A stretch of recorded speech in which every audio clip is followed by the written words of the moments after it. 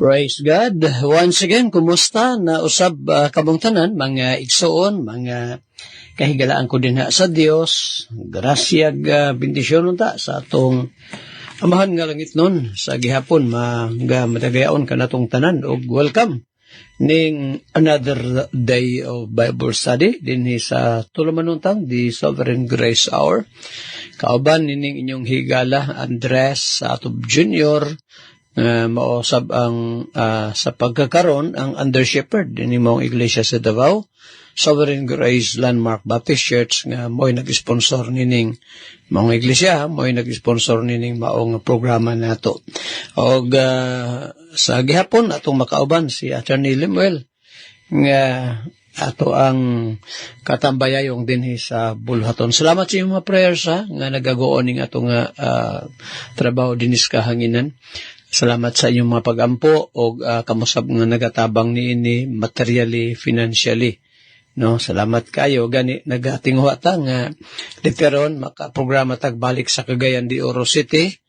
Then ang Bukidnon, kunya dito sa Iligan City, Sambuanga, no, Butuan. Ato daghang kay mga lugar may sa Agusan pa, no? Daghang kay mga lugar ni Mindanao nga wala pa'y mga programa nato. And then, Bulhaton, labos tanan, no? Now, what I mean Bulhaton, mga missions ba na makastart Wana nga kung naimutanas ko, Pastor, wa kay tinguha nga mo adto og mag-work dito sa Luzon o magstay dito or sa Kabisayan or dito sa ubang nasod. Marag layo pa man sa tinuod mo, Ikson. Pwede siguro sa Visayas area. No, dito sa Kabisayan, pwede pa, pero sa Luzon o sa laing nasod, perting dako apag yun ng Mindanao maisoon, no?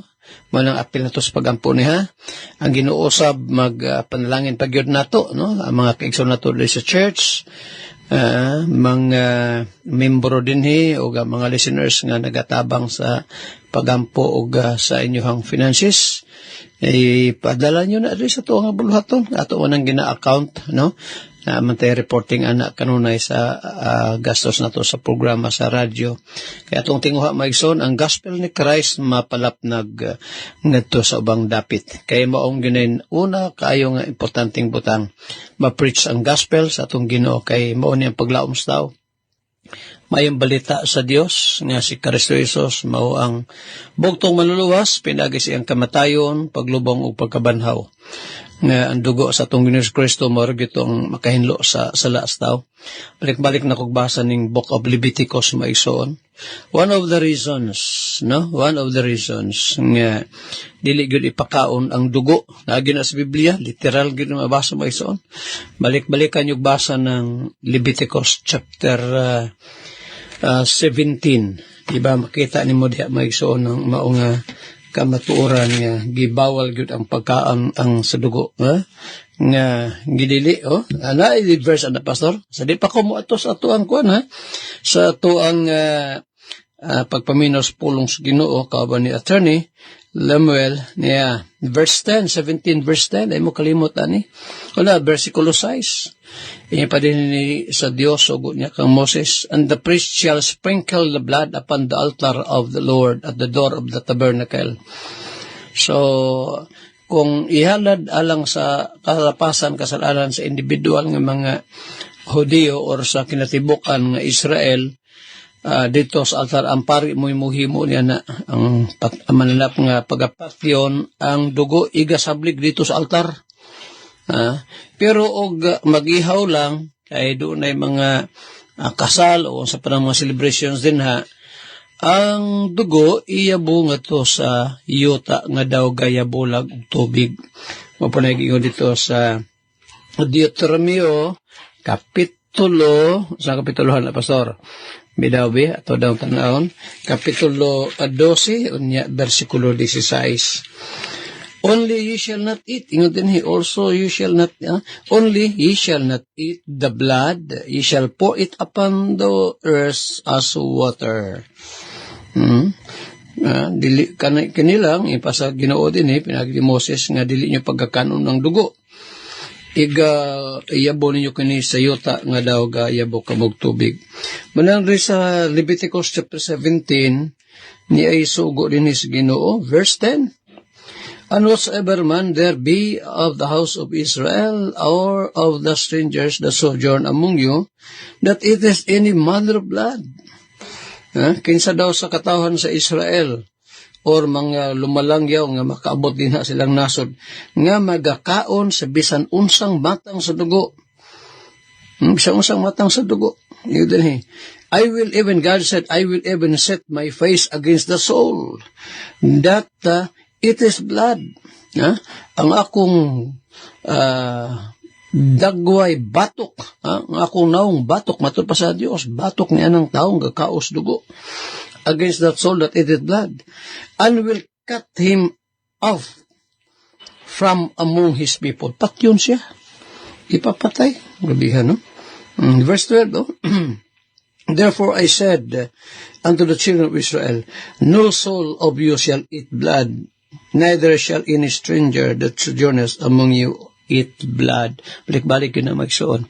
Dito po sa buhat 15. Gibawal gyapon buhat 15, 19 ug 20.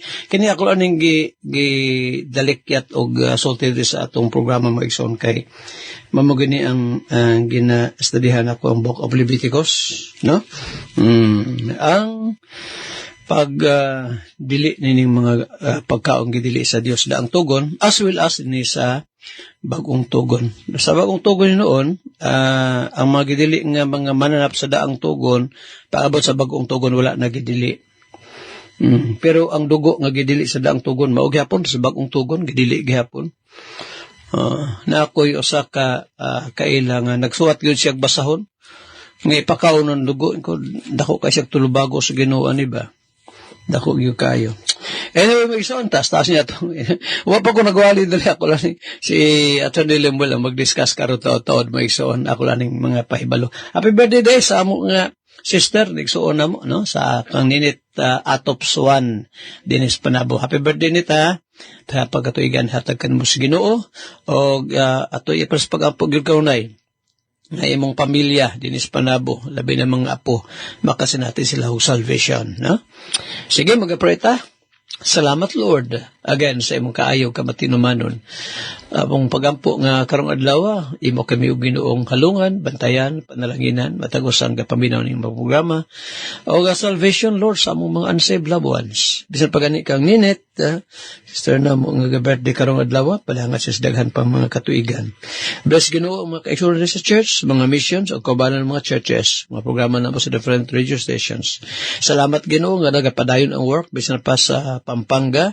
Paggamit ni mo kang Brother Ariel, salamat sa matag asimana lang serbisyo dito. Padayon ka Ginoong magalig-on kanila o magdugag katawhan nimo ang dapita.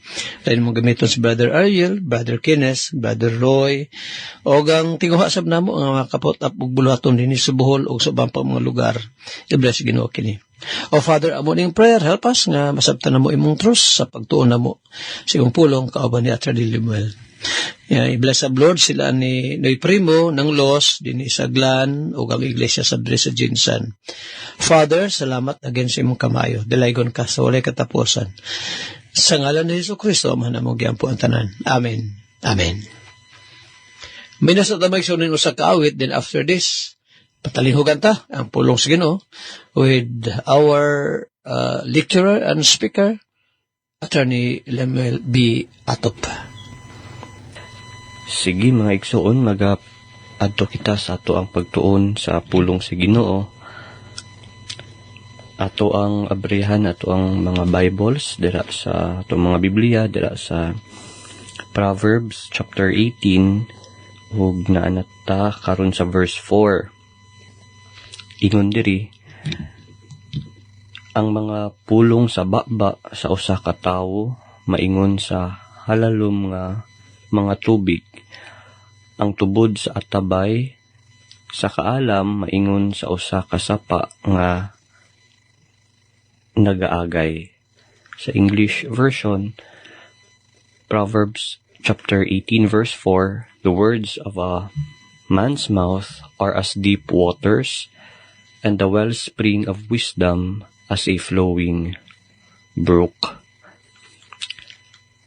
Kaning verse mga igsuon nagahisgot kini sa mga pulong or words sa usa ka matarong ug maalamon nga tao. It speaks of the words of a wise and righteous man. Unsa man iyang mga pulong, his words are not shallow or rash. Iyang mga pulong dili kanang mabawra o dili kanang dinalian nga storya.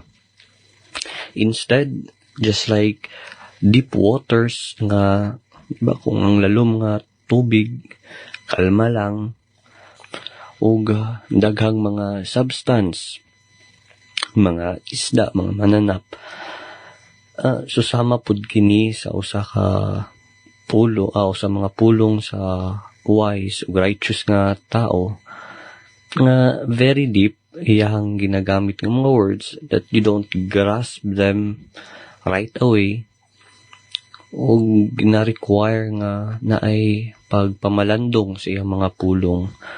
In other words, mga igsuon nag-refer kini sa mga spiritual nga kamatuoran. It refers to spiritual truths nga ang mga misteryo sa grasya sa Ginoo o iyang wisdom. It is likened to a deep water nga lalom siya ug kinahanglan nga imong pamalandungan ang iyang mga pulong. And then there is a second phrase ingon diri, and the wellspring of wisdom as a flowing brook. So ang usa ka wise nga tao, he does not only speak deeply, dili lang lalom iyang ginastorya, but also ang iyang kaalam, iyang wisdom, it flows continually. Nagapadayon o susama sa kanang suba, nagapadayon ang iyang pag-flow. Ang ginapakita diri mga igsoon nga ang wise nga tao, he doesn't speak out of pride or aron magpasikat, but he speak from his genuine heart. Tinud-anay iyang pagstorya mao nang dili siya pataka og storya. Og iyang mga pulong, it is filled with the knowledge of God. Mao nang ingon sa Matthew chapter 12 verse 34, ingon si Christ, out of the abundance of the heart the mouth speaketh. So ato ang makitaan diri nga kamatuoran, pulong, we must not waste words. Kung is with purpose, dili nato pag-usikan ang ato ang mga pulong. In what sense? Na we must make sure nga ato ang mga ginastorya, we must speak with depth, lalom siya, dili puro drama atong istorya. In other words, we must speak with purpose. Ang atong mga pulong dapat adunay tumong, dili for the sake na natin mastorya ra pud ta. And secondly, ginatudloan ta aning verse nga we must fill our minds with scripture. Dapat magtuon ta kanunay sa pulong sa Ginoo, magmeditate ta aron ang mugawas pud sa ato ang mga baba. It is with wisdom, not only nga makatabang sa tua, but we can also help others makatabang sa uban pinaagi sa mga pulong sa Ginoo. And that is why it is very important for us to study, to memorize, and to meditate, of course, the Word of God. And ginatuluan po ta kaning verse lastly nga not every loud voice has wisdom. Dili kay tungod kusog og tingog ang usa ka tawo o daghan siya ginastorya nga lalom yung ginasulti or naa siya'y kaalam. There's a saying, ingon, a quiet soul shaped by grace is more powerful than 10,000 loud fools. Mas gamhanan daw ang hilom nga kalag, pero puno sa grasya, kaysa kanang libo na pulo ka libo nga mga buang nga sigig saba. No, I hope tudlo ka na to nga we must be mindful of what we are saying and what we do. Sige mga igsoon, mo kato ato ang meditation for this time. Mag-adto kita sa ato ang pagtuon sa pulong sa sa doktrina sa grasya. Atong ipadayon ang ato ang pagtuon diri sa doctrines of grace, particularly sa the doctrine of regeneration. So ato ang gisgutan nga ang regeneration o born again o pagkatao pag-usab, una dili kini mahitabo pinaagi sa will sa tao sa iyang kagustuhan, o gito ato pong gi-studyhan nga ang regeneration dili kini ma-accomplish, it cannot be accomplished by baptism. No. Daghan again ang tuo nga dapat dili lang ang pagsalig, pagpasaylo sa Ginoo kay Jesucristo nga mahimo ang usa maluwas, dapat pod naa ang bautismo. Ang pangutana, is this correct? That baptism can regenerate? So atong na studyhan, dili, it cannot be accomplished. Regeneration is not accomplished by baptism. No, atong gisgutan ning Matthew chapter 3 verses 5 to 8. Dili sa verse 8, true repentance ang tinuod nga na ang pagginulsol, it must show. In other words, dili sa verse 8 si John the Baptist made it very clear that if there is no true repentance, then there is no baptism. Now we have to discuss also kaning naadiri sa Acts chapter 2 verse 38. This is commonly misinterpreted nga phrase, kaning for the remission of sin. Itong basahon, Acts chapter 2 verse 38. Ingon diri, then Peter said unto them, repent and be baptized, every one of you, in the name of Jesus Christ, for the remission of sins, and ye shall receive the gift of the Holy Ghost. Kaning phrase diri nga for the remission of sin. Daghan ang sabot sa, gina-interpret sa kaning phrase nga for the remission of sin, nga nagapasabot daw kini nga ang bautismo mao ang rason nga ang usa mapasaylo. In other words, that one, ang usa, you must be baptized in order to have their sins forgiven. Pero kaning pulong for the remission of sin, kaning for diri maigsuon in Greek word, kaning phrase nga, kaning word nga for, it means because of, sa Cebuano pa, tungod sa kapasiluan sa sala. Because of the remission of sin.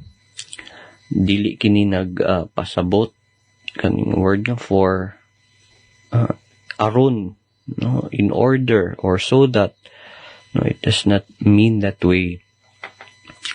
Maunang nagapasabot kini nga ang baptism o nabautismuhan sila tungod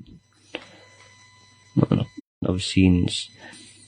Si Peter, repent. Why repent? So that the sins are forgiven, then be baptized. Aron mapakita nga you publicly declare that you are already saved or that you are already forgiven. So atong ginapakita diri mga igsuon nga ang baptism or ang regeneration, it is not accomplished by baptism. Dili kay tungod nabautismohan ng usa ka tao nga maluwas siya. It is other way around. Bautismohan ang usa ka tao kay tungod naluwas na siya because he is already saved. Because itong igamit diri, because of the remission or tungod sa kapasayloan sa sala. Sige mga igsoon, ato ning ipadayon ang pagtuon nato sa doktrina sa grasya, sa doctrine of regeneration. Ato nang naisgutan nga again ang regeneration dili kini mahitabo pinagi sa kagustuhan sa tao, sa iyang will, o dili pud kini mahitabo tungod sa bautismo, cannot be accomplished by baptism. Sa sunod nga higayon atong isgutan, ang regeneration, it cannot be accomplished by joining a church or having a religion. And lastly, it is not accomplished by good works. Wala na tayo oras, but before I end, if you are not yet sure of your salvation, the Bible says, repent, believe the gospel. Kini si Attorney Lemuel Atup with Pastor Andres Atup Jr. Magaingon ang Diyos, magapanalangin ka natong tanan. Binumayson alang sa tuwang meditation for today. Atong pagkutloon kining gipamulong ni Solomon dinhi sa Proverbio Kapitulo 11. Unya dinhi sa versikulo 16. Hindot sa maong gipamulong dinhi matud pa ni Solomon, he that is short, a gracious woman. Again, verse 16. A gracious woman retaineth honor, and strong men retain riches. Ang usa daw ka babaeng maluluyon makabaton og kadungganan. O ang tao nga malupigon, makabaton og mga bahandi. Now, dres ato sa unang phrase maigsoon. Nga to sa mabay daw nga, iyo din no? Maluluyon, gracious, no? Makabaton og kadungganan bitaw. Daghang mga bay karon nga, di maluoy. Di maluoy. Yung ganito sa, ang Diyos mismo gyud pod gaingon. Pwede tanan, ha? Okay, yun dito sa Salmo 89 o Isaiah 49. Nga, pwede ba daw nga kalimtan sa usa ka inahan ang iyang masusong anak o di siya maluoy? Pwede. Nay verse na pasod na. May atong taon sa kadali. May atong nimbalikan ng Proverbio, no? Ingon din sa verse 15, tama din, not Psalm 89, but Isaiah 49 verse 15. Ginoo gaingon na ni, can a woman forget her sucking child, that she should not have compassion on the son of her womb?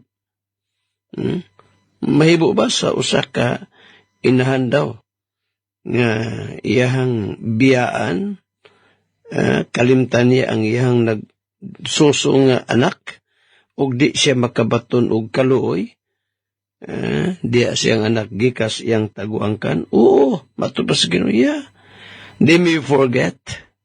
So na gid mga babae ngon ana, no?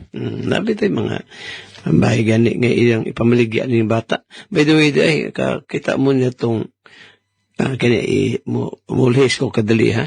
Ato laging niaging pabamton ako sa radyo, no? Atong niaging simana, loo itong 1-year-old nga bata nga gipunggutan og liog mo igsoon, putol. grabe nga.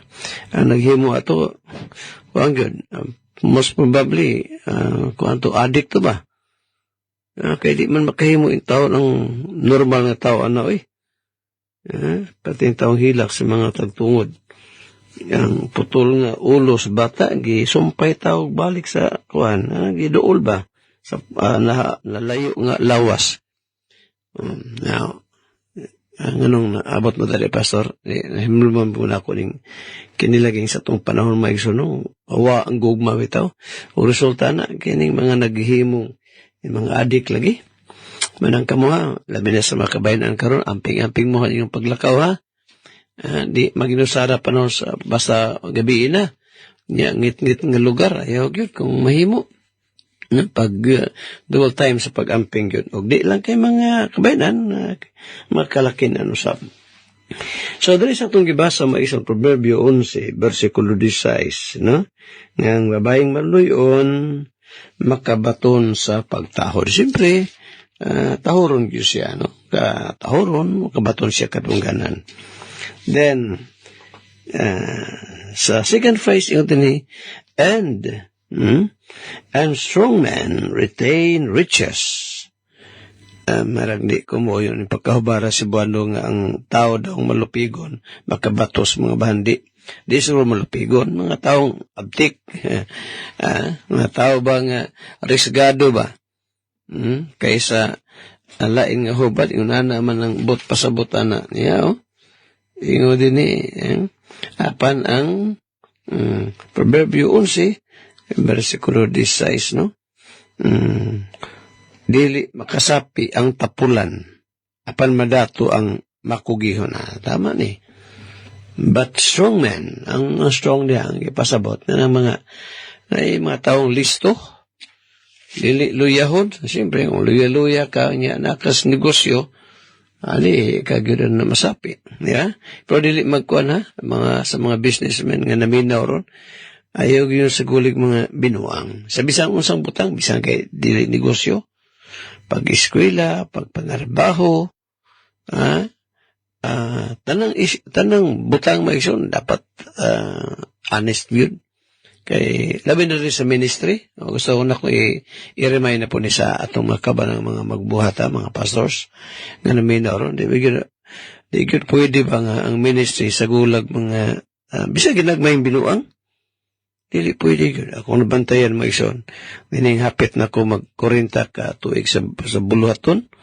Ako yung mga kaila ba, mga magbubuhat, mga pastors nga, sa maginara-gara, no, magara-gara, say, magkomedya nga, dala na binastos, o niya, magsinuitik sa buluhaton, mag-dishonest bitaw, talawa tong, anong anak mo na, Pastor? Sa di pa na ako na-mission niya, ang anak mo na, kay, kita kami kong mga magwawali, mga tudlo sa pulong sa Ginoo, ganay na tudlo, di paghuman, sa gulag mga binuang, may di na lang magpastor. Ito ka mga pastor ba yan? Bisag minyo na, ang gani. Nanay mga anak, nangapop sa ganuban.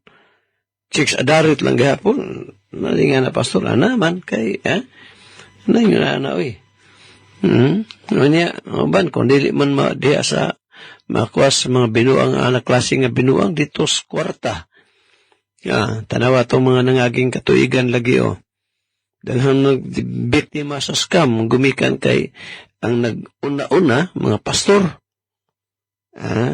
Ako na nang i-remind ka na itong tanan, kaya tayo niya, di madugay na po yung mga scam nga mutong mag-una-una po ng mga nang ginalag Biblia, ayaw yun, may mo ayaw. O kamo sa mga bisag mga pastor, mag-honest good in all things. Sige, kanang atong gikutlo dres Proverbio 11 versikulo 16, mga pahinumdum lang na kanatong tanan, no? Gikas pulong sa Ginoo. Sige, niyapay dita kang George Washington sa kadali, no? Kanhi presidente sa Amerika, unang presidente sa Amerika nga nagisgot po siya diri og kanabang honesty, Nabasa pa niya ako sa Gapur the other day ba? Maragula pa. Yung pa din ni George Washington, quote, I hope I shall possess firmness and virtue enough to maintain what I consider the most inviolable of all titles. Sa madoni, the character of an honest man, quote. Tara, may so, no?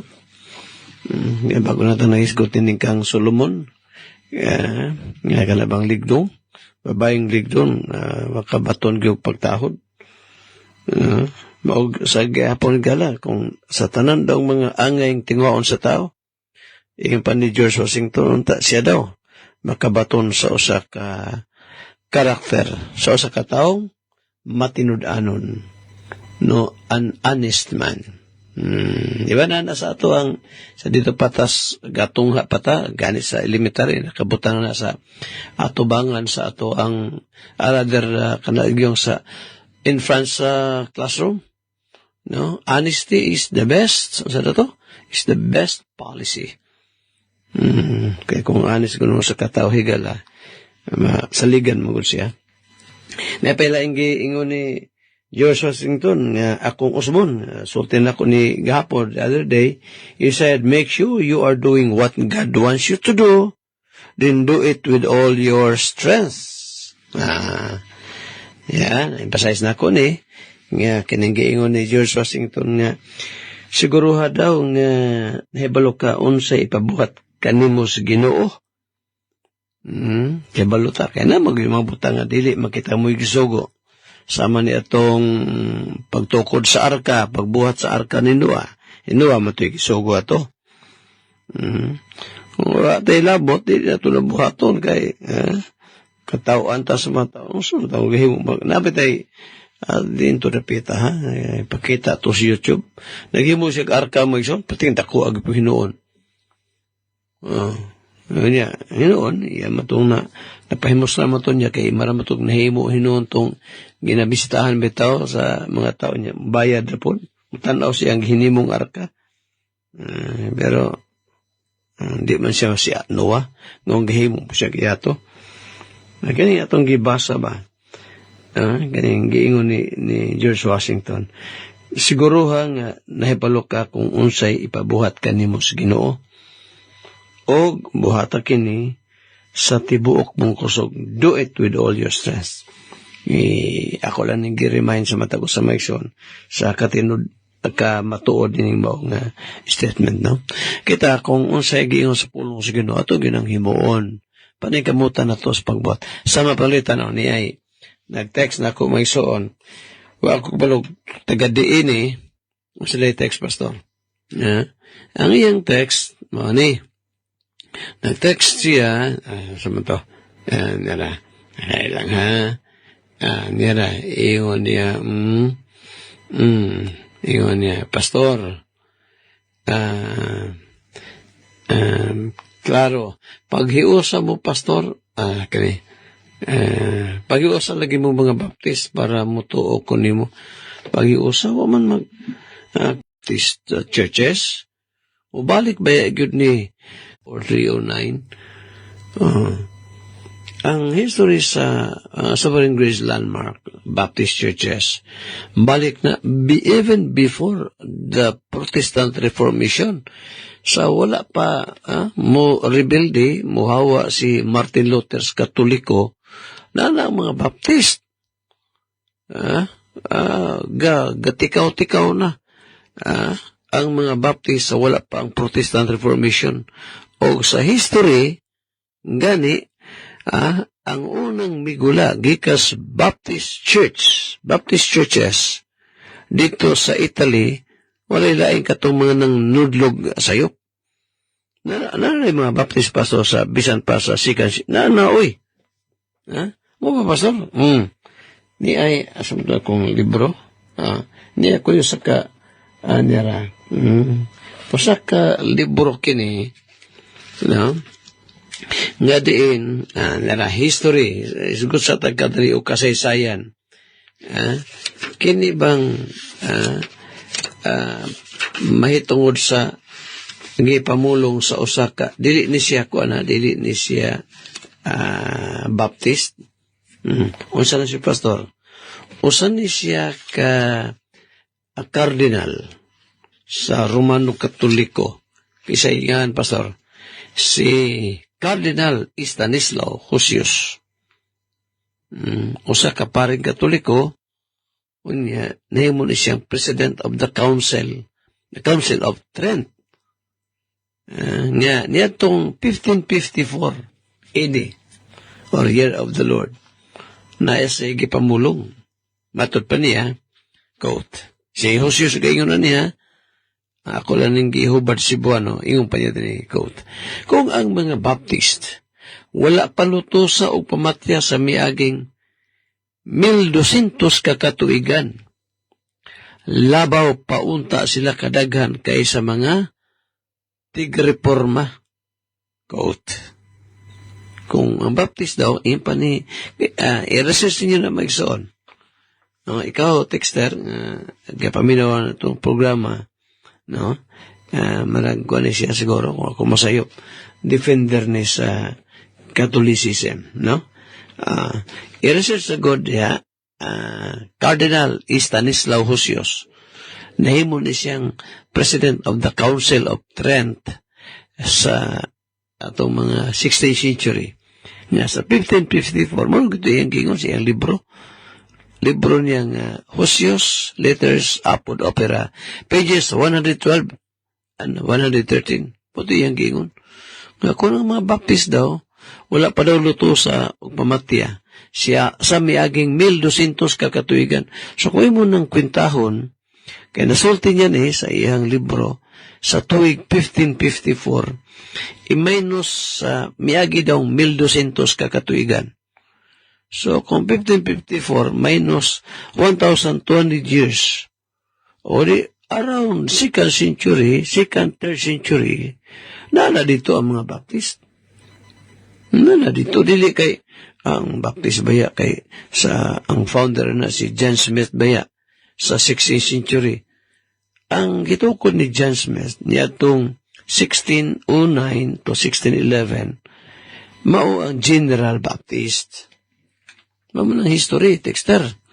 Muna gitukod ni John Smith. Nagtukod siya sa 1609 sa General Baptist aron nga alkontrahan ni John Smith ang mga particular Baptist nga nag-eksistar na dito sa England.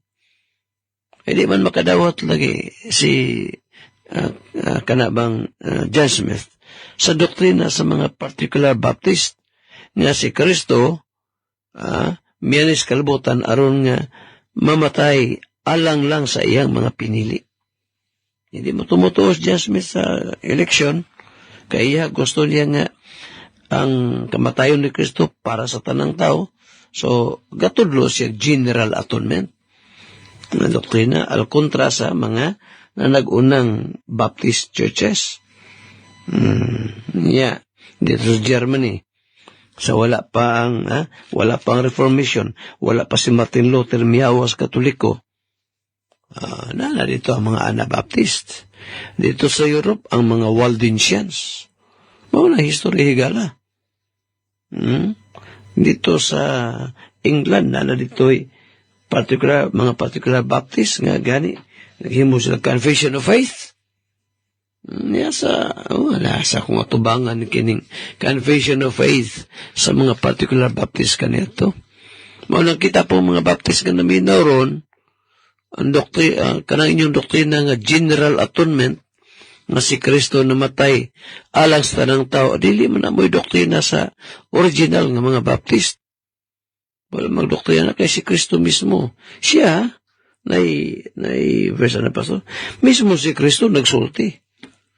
O sa ingon niya sa Matthew Kapitulo 15. Bantay mo ng versikulo ha? Matthew chapter 15 and then verse 24. 15:24. Samtang gapakli kung magsoon ang mga speakers karong mabot nga Domingo sa ato mga missions. Ugma na ko i-announce ha? Sige, again, muhangyo tadaan niya ito mga pakaisunan nga mo adto sa mga missions, no? Pagatiman sa buluhaton. Nira 15:24 sa Mateo. Itong tanong ha? What did Christ say in this verse? 24, ingon niya. But he, that refers to Christ, no? Si Kristo ang gasultian eh. He answered and said, I am not sent, but unto the lost sheep of the house of Israel. Ako, yung pasatong Ginoo, gipadala ngadto lamang. See? Ako gipadala ngadto lamang sa mga nangawalang karnero sa banay sa Israel. Asa man di ang tanang tao ang gianhian ni Kristo. Namlagi pastor sa John 3:16. For God so loved the world. Namlagi world malagi na. Kaya na world. Ang ato na yung pag-intindi di. Tibok kalibutan na na. Sa umanin mo ng ingon po ni Christ sa John 15:18. If the world hate you, kung ang kalibutan, ina niya ay matinunan ba? Kung ang kalibutan, nagdumot ka ninyo, hibaluin ninyo kini, nga nagdumot na kini kanako, sa wala pa kini, magdumot ka ninyo. So, na'y kalibutan nga nagdumot ni Kristo. Nga kining kalibutan nga nagdumot ni Kristo, apil na din ang mga apostolis, o mga tinunan sa Ginoo. Uy, labot. Pero gigamit ang pulong kalibutan. Kung gusto emphasize, texter or rather, kamong nominaw ron, kanang susiya pag-ayo ang mga pulong nga unsa bang gibot ipasabot ana. Pareha na karon ingon nimo sa balik sa kunining maong texter nato nga ang mga baptist na kanang maghiusa sa tama man na. Kato mga nanghawa gikas Sovereign Grace Landmark. Pero mga Sovereign Grace Landmark Baptist Churches na daan, anong huusahon mga nahiusa naman eh. Gihiu si Christ ko'y nagsugod sa mong buluhaton.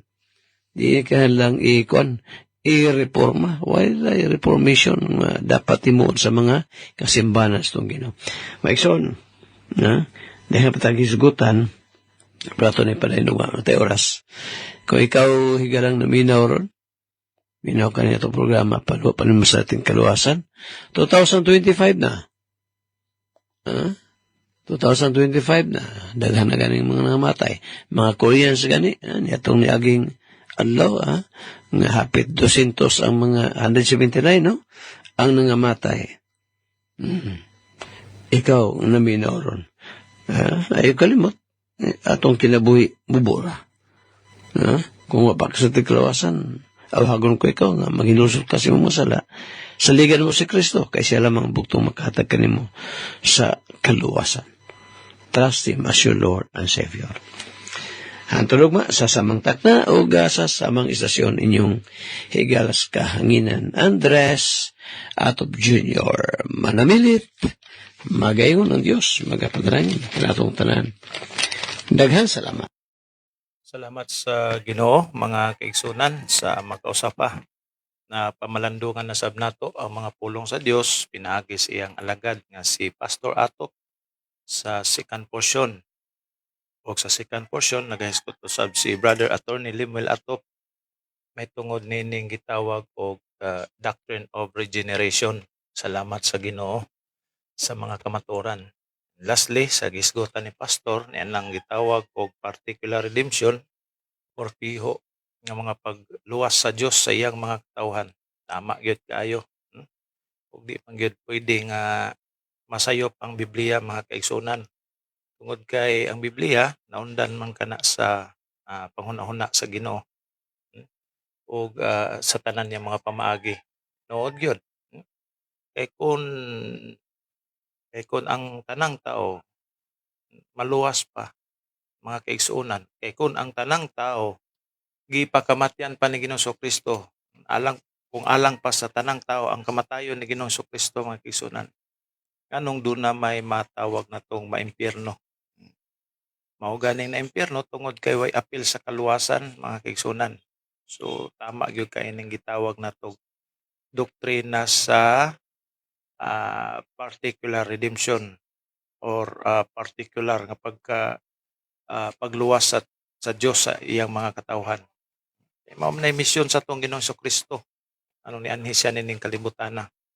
So remember the text, Matthew chapter 1 verse 21. Si Kristo magaluwas gikan sa sala sa iyang mga katawhan. Nan kun karon ang kamatayon ni Ginoong Kristo alang pa sa tanang tao without exemption.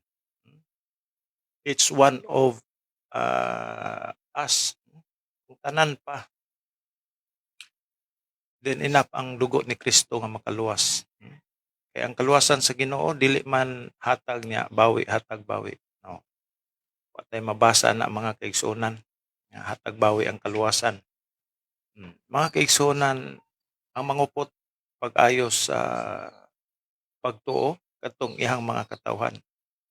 Now karon ang matag usa karon nga naminaw nini atong programa, membro man ka sa Sovereign Grace or dili, especially sa mga dili, susihay imong kaugalingon mga kaigsunan.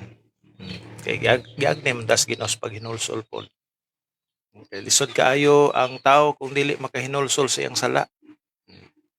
Kaya nga naman, una, matod pa sa Roma 5:2, usa ka dakong kapungot.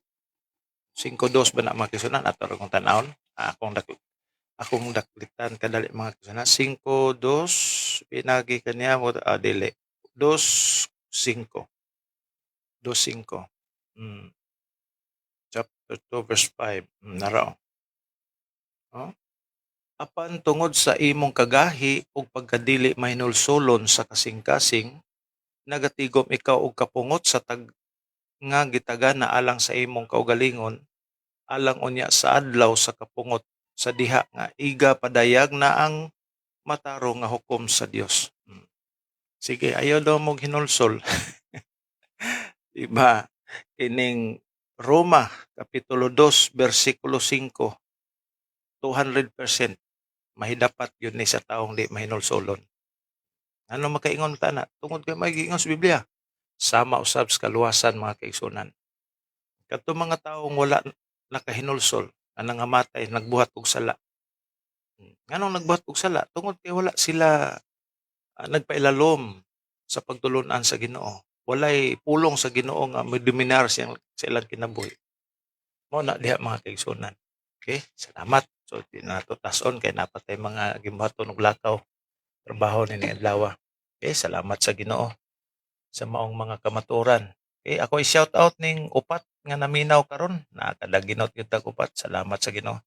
And I know that after this posting no sa tuang live, daghan na mga kaigsunan nga maka-review sa pagpaminaw, no, especially di sa trabahoan.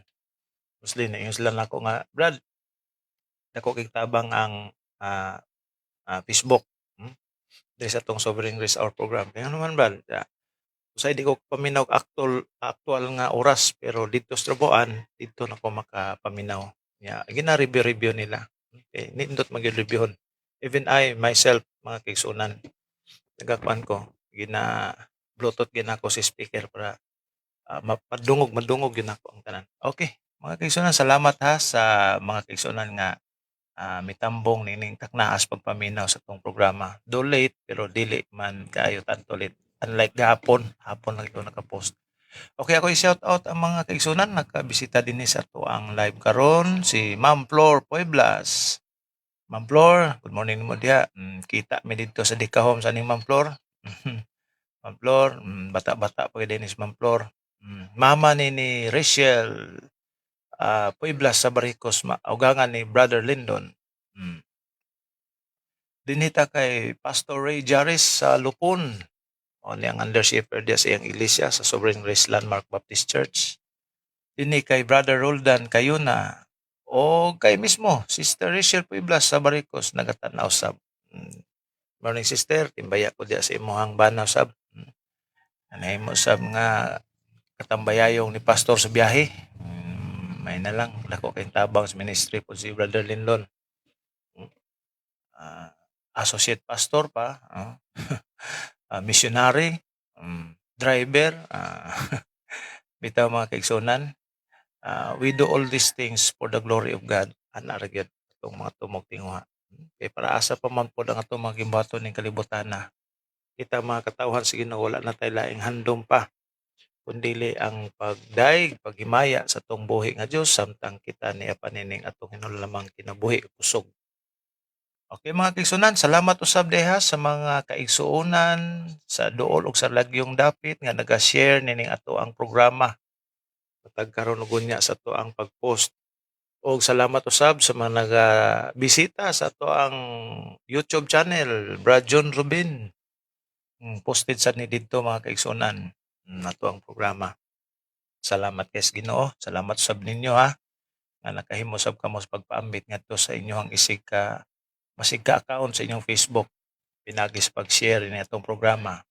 Salamat og hangtod sa sunod nga panahon mga kaigsunan dungog-dungog na sabta sa ato ang kinaham nga programang The Sovereign Grace Hour uban ni Pastor Atop og ni Brother Attorney Limuel Atop, youngest son ni Pastor Atop. Og kining tanan unta padayon ang Ginoo nga mga-bless kanato.